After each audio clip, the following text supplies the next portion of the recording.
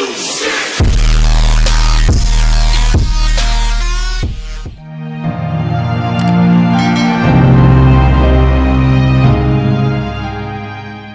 tahu bisnis 5.0 yang ada hanya dua kata yang kita kenal, konspirasi dan mafia. Sebuah fakta adalah sudah 7 presiden di Indonesia, mafia pangan tidak hilang, mafia migas tidak hilang. Namanya hilang petralnya, tapi pelakunya mutan, ganti, tetap ada. Percaya nggak? Saya beri ilustrasi. Kalau Anda sebagai pengontrol minyak mentah di Timur Tengah, biasa jual ke broker Anda di Indonesia, katakanlah namanya Ria. Ria dikatakan oleh penguasa baru sebagai mafia migas dan bagian dari penguasa lama. Lalu Ria diganti orangnya atas nama negara. Katakan Anda sahabat yang terpilih, nama Anda katakanlah Abdul. Abdul datang ke pengontrol minyak mentah tadi lalu berkata, saya atas nama Indonesia mau beli minyak mentah Anda. Lalu si pengontrol minyak tadi tanya, siapa Anda? Anda jawab, saya utusan resmi pemerintah Indonesia. Dia tanya balik, Rianya mana? Oh, dia tidak dipakai, dia mafia minyak di Indonesia. Si pengontrol dalam hati berkata, lah komisi saya siapa nanti yang bayarin? Biasanya ada di rekening Ria, sudah 10 tahun tinggal transfer.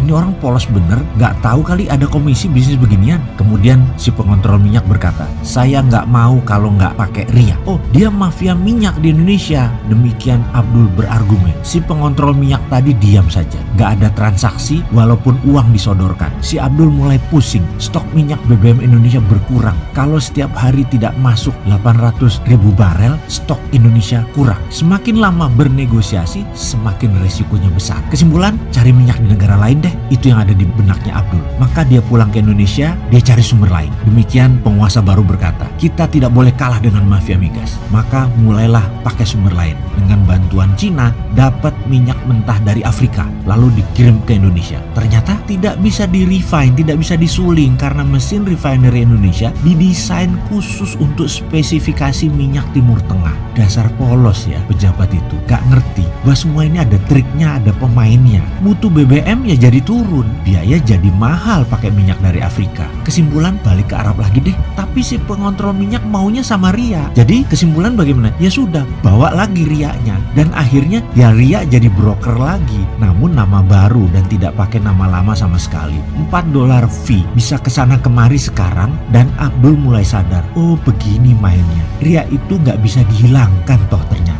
Konspirasi ini masuk dalam shadow business dan ini adalah bisnis 5.0 atau bisnis 5.0 yang mencengkram hampir di semua negara. Inilah yang ada dalam buku Joseph S. Nye yang mengisahkan secara gamblang dengan nama Sharp Power yang dibayangkan oleh banyak negara, atau dalam bahasa bukunya dia ditulis State Sponsor Conspiration, sebuah tindakan kemafiaan disponsori oleh korporasi besar multinasional yang di belakangnya adalah pejabat negara. Sayangnya tersering negaranya yang dimainkan oleh pejabat licik itu, yang pejabatnya memperkaya diri sendiri tadi, pandai ngumpet di balik nama baik pemimpinnya. Sekali lagi, inilah bisnis 5.0. Jadi, wahai para pejabat, jangan naif-naif ya mengelola negara. Kita bicara Pertamina yang rugi 11 triliun sekarang atau bagaimana? Khusus Pertamina atau kerugian BUMN lainnya juga seperti PLN yang punya tagihan tidak bisa bayar lebih dari 650 triliunan juga kita bahas kah? Atau hanya Pertamina saja? Kita ke Pertamina tapi versi lain, boleh nggak? Kacamatanya orang curigaan, negative thinking atau threat analysis melihat dari sisi yang berbeda, boleh ya? Pertama, saya selalu curiga kalau ada sesuatu yang viral karena memang budget memviralkan disiapkan oleh pemerintah saat ini dengan dana yang besar. Jadi ketika ada yang viral, pasti otak saya bertanya, kenapa diviralkan? Terlepas yang memviralkan pro pemerintahan atau para oposisi, tetapi ada yang memviralkan atas sesuatu, saya curiga aja. Tema viralnya sederhana kali ini. Pertamina rugi 11 triliun yang katanya ada orang terbaik manajemennya yang seharusnya bisa lebih baik. Lalu ketika rugi begini, saya tidak langsung point finger, ini gara-gara Ahok, ini gara-gara Nike. Saya malah mikir jangan-jangan yang main di atas mereka. Kalau ternyata yang main di atas mereka, itu merupakan tantangan untuk kita bongkar. Namanya juga magic reveal.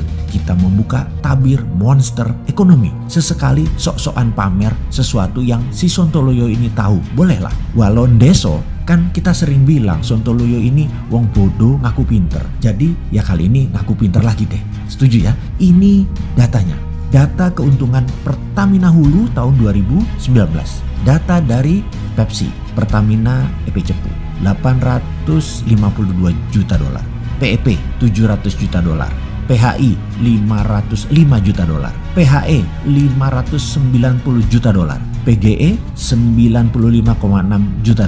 Yang totalnya adalah 2,743 miliar US dollar. Jadi kalau Hulu untung dan Pertamina rugi, maka yang membuat rugi adalah sisi pengelolaan minyak atau refinery, tangki storage, dan distribusi yang dipegang oleh Pertamina Pusat dan Pertamina Hilir. Dan ini keterampilan manajemen loh, bukan keterampilan engineering. Jadi engineering Pertamina Hulu perform dengan baik. Kita bahas sekarang kok rugi? Rugi gaji kegedean kah?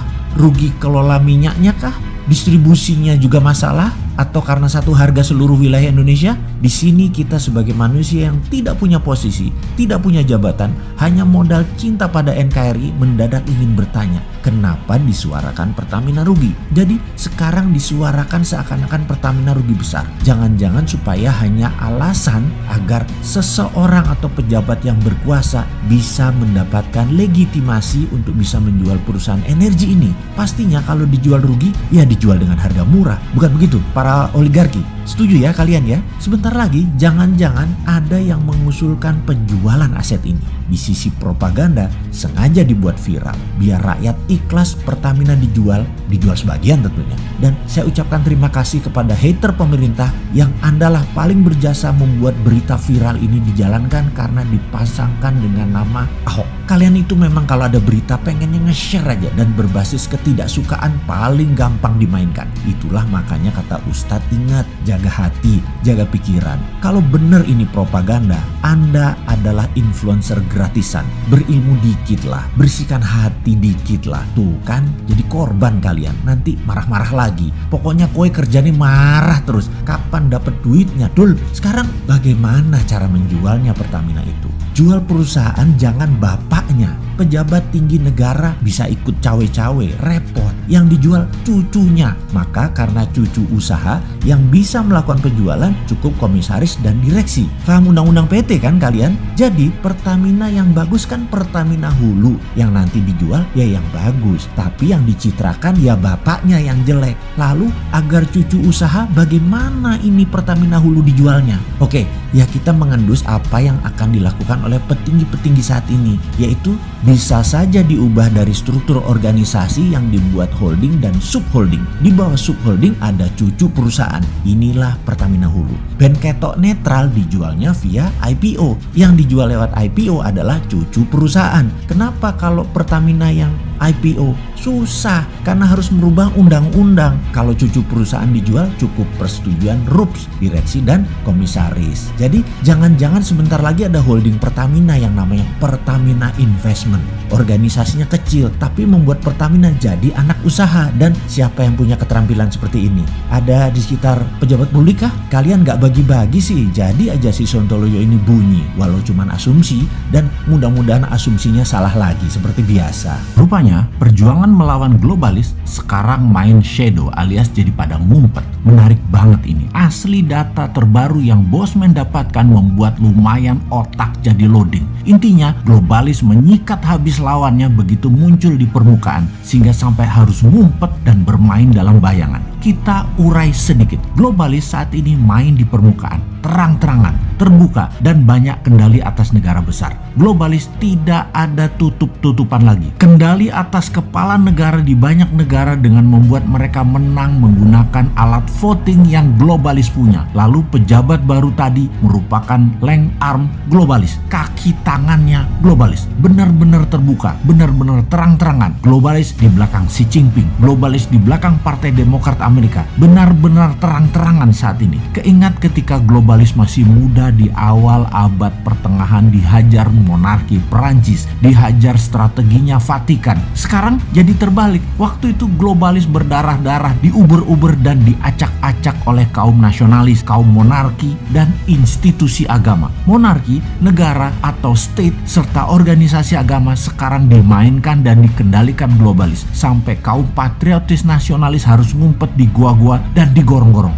Jangan gorong-gorong, beda. Artinya beda. Di gua aja ya. Oke, to make story short, rupanya lawannya globalis membentuk aliansi bernama atau berkode patriotis saat ini. Nah, Bosman jadi kesangkut lagi deh karena mengambil mazhab patriotik nasionalis. Jadi kita dicap anti globalis garis keras yang pada kenyataannya ya memang iya. Maka kita lihat apa yang akan dilakukan oleh kaum patriotis ke depannya. Bagaimana? Ada data analisa intelijen mengatakan untuk globalis mengendalikan dunia, strateginya adalah membawa harga minyak yang saat ini $64 per barel ke arah $100 lagi. Duar, ini strategi perang baru. Ini namanya perang energi. Masih too early atau terlalu cepat si Bosman ini informasinya. Tetapi kebiasaan sebagai orang yang melihat sesuatu dari threat analysis, maka yang jauh sudah dianalisa dan diantisipasi walaupun jauh kemungkinannya terjadi atau kemungkinannya masih lama. Apa yang akan terjadi kalau minyak $100 per barel? Ini akan membuat banyak negara semakin tergantung globalis. Sehubungan dengan itu, komoditi lain ikut naik harganya. Dan kalau Indonesia pinter, di sini Indonesia lah harusnya yang paling diuntungkan. Ini yang sering kaum new mind gregetan atas apa yang negara Indonesia harusnya bisa cantik bermain di geopolitik dunia. Nah, koda kapal harus pandai memainkan layar dan kendali. Harus pandai memainkan rem tangan dan pedal gas. Harus pandai kapan tali layangan diulur atau ditarik. Jadi apa yang kita Indonesia harus lakukan sekarang? Baik, kita ulangi berkali-kali apa yang harus dilakukan jika bernegaranya faham. Negara besar yang punya 1,5 miliar penduduk yang sangat memerlukan kekayaan alam, negara penghasil mineral dan kekayaan alam terbarukan harus mengerti bagaimana cara mereka mengelola. Untuk memenuhi kebutuhan tersebut, negara tersebut mereka rela terlihat menuruti kemauan permintaan apa-apa saja negara penghasil sumber daya alam yang ditarget selama dapat sumber daya alam tersebut, walaupun menyedot aset nasional negara penghasil tersebut dan harus disedot. Kebetulan permintaan pejabat bernegaranya memang sederhana, hanya teknologi, hanya modal, tenaga kerja, dan membangun etalase untuk terlihat membangun seperti jalanan, jembatan, bangunan statis-statis deh yang kalau nggak dipakai ya rugi bandar dan mereka nggak peduli. Pokoknya mereka bangun aja permintaan yang terlihat keren tadi. Kalau permintaannya lebih elegan dan pintar, misalnya mintanya yang dinamis, yang bergerak. Misalnya, ya kamu dapat sumber alam Indonesia, tetapi masuk perairan Indonesia, kapal-kapal kamu bayar asuransi. Pasti nggak bakal disetujui permintaan tersebut. Atau kami Indonesia, kalau beli barang dari negara kamu pakai rupiah ya, nggak pakai uang negara kamu. Nah itu baru NKRI garis lurus pejabatnya. Tapi sudahlah, mereka sedang menikmati enaknya jabatan. Nggak apa-apa juga. Si Sontoloyo ini hanya sirik aja, sudah goblok, nggak paham, nggak punya jabatan. Ya minggir aja deh lu. Untuk itu apa sih ide Mardigu Nation dalam situasi begini? Yang harus dilakukan adalah setiap gram hasil tambang mineral jadi solid barangnya menjadi underlying rupiah. Kita harus memiliki bursa komoditi spot price. Rupiah emas, rupiah nikel, rupiah osmium, rupiah palladium, rupiah thorium, rupiah koper, rupiah silver, dan lain sebagainya dengan harga bid offer yang diatur oleh mekanisme pasar produsennya di Indonesia. Tidak mengacu harga internasional. Globalis tidak bisa transaksi di bursa lokal Indonesia kecuali barangnya yang dibeli di bursa Indonesia tersebut untuk pabrik manufaktur yang ada di dalam negeri Indonesia. Gak apa-apa pabrik itu milik globalis selama barang Indonesia tadi dijual di Indonesia memenuhi kebutuhan domestik, dan globalis bukan satu-satunya perusahaan manufaktur di Indonesia tentunya untuk itu. Bursa komoditi spot market ini bisa menjadi bursa terbesar di dunia karena bahan baku Indonesia berlimpah. Inilah efek penggentar atau efek tawar komoditi Indonesia yang jadi SWF aslinya, yaitu menggunakan SDA sumber daya alam Indonesia dan uang Indonesia. Semoga paham bahwa globalis akan membuat BBM ke $100 per barel guna menekan negara nasionalis dan kendali dunia kembali ke tangan mereka. Juga semoga ada solusinya buat Indonesia ya wahai pejabat. Kalau ternyata bener-bener $100 tercapai, jangan gelegepan lo nanti.